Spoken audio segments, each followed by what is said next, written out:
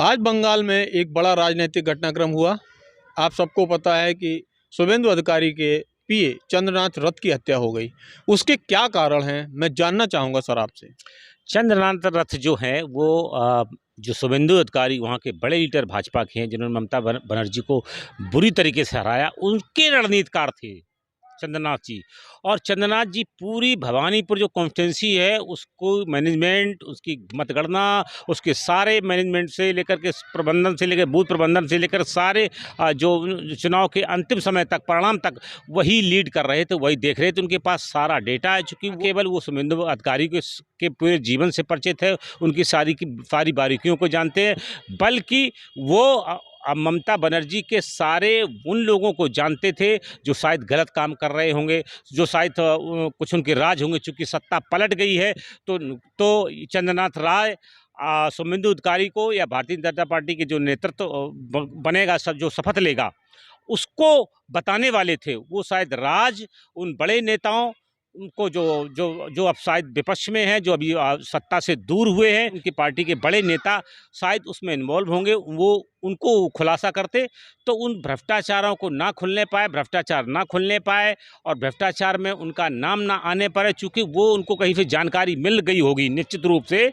कि वो कुछ राज बताने वाले हैं, शुभेंदु अधिकारी को ये कुछ जानकारी मिल गई होगी, तो उसके कारण से फिर ये हत्या की गई है और वेल प्लान्ड है, बिल्कुल वेल प्लान्ड है।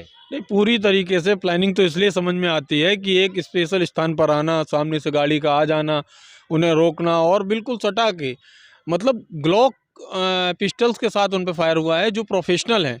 क्या कहेंगे इसमें, क्या कोई विदेशी एंगल भी हो सकता है?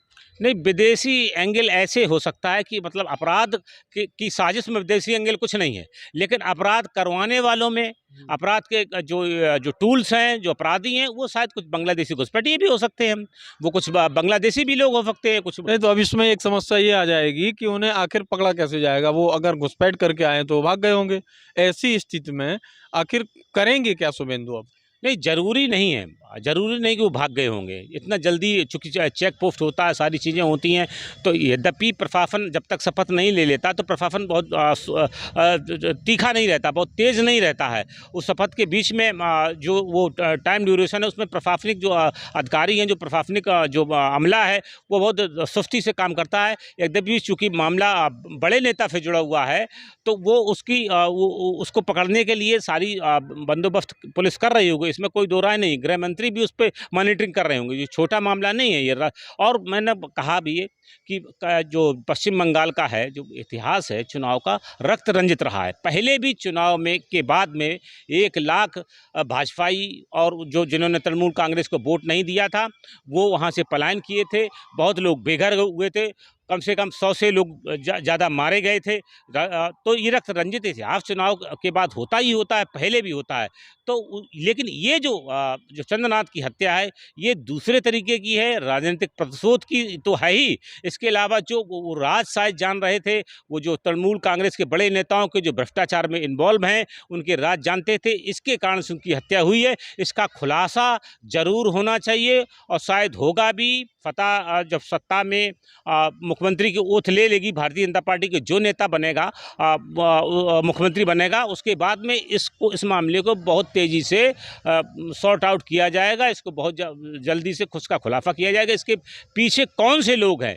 क्योंकि पुलिस और गृह मंत्रालय, IB, सारी एजेंसीज, NIA सब लग सकती हैं इसमें।